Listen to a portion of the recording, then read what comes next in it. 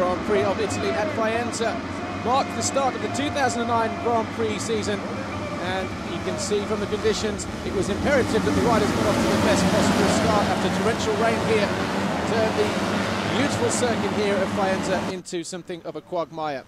The rider who got off to the best possible start, though, was number 81, Jeremy Tarou on the Burstfoon Suzuki. Behind him, well, it was carnage. Sean Simpson was there initially in second position, but he had a crash. This is the scene as what the riders were going through in the opening moto here. Bikes and bodies strewn all over the place. Conditions almost very, very difficult to create good lines around the circuit. But number 21, Gauthier Paulin on the Bud Racing Kawasaki, was the rider who brought his machine home across the line in first position. You can see how difficult it was even for him to get out of that final turn. But he punched the air with delight to celebrate his first ever Grand Prix victory. Behind him was Jeremy Van Hoorbeek on the junior KTM machine, and third was Marvin Musquin on the Nouvelle Generation Sport Honda. In MX1, defending champion David Philippart, he wanted a flying start, but the start came from number 11 in the centre of your screen on the Tekka Suzuki, Steve Ramon. Just to the outside of him was number 7, Jonathan Barrigan from Spain on the Silver Action KTM. Sebastian Porcel, number 90 on the factory Kawasaki, found himself down in the dirt early on in the race. Number 11, though, Steve Ramon it was who picked his way cleverly down through the steep descents and the tricky conditions to open up what seemed like a commanding lead.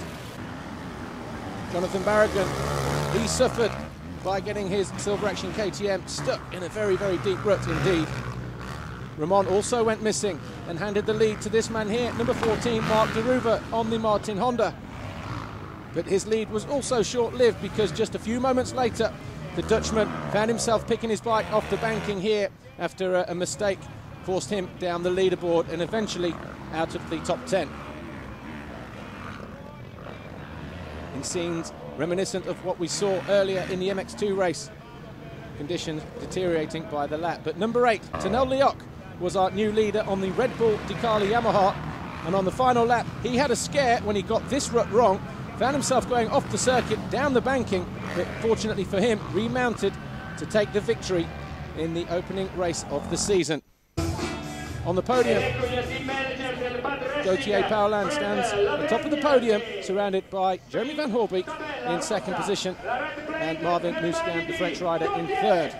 Going to Bulgaria, Paulin now leads the championship.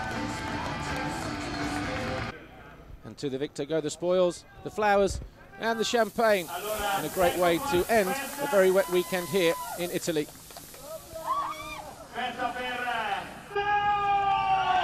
In MX1, Estonian Tanel Leoc stood on the top step of the podium, surrounded by Ken de Dijker on the Tekka Suzuki, and the first time ever for Clement de Salle in third place on the LS Motors Honda. And just like Paulin, Tanel Leoc now leads the World MX1 Championship.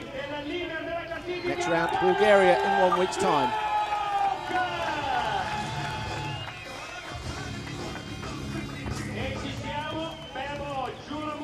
Perché deve partire un altro tipo di colonna sonora, e questa volta la colonna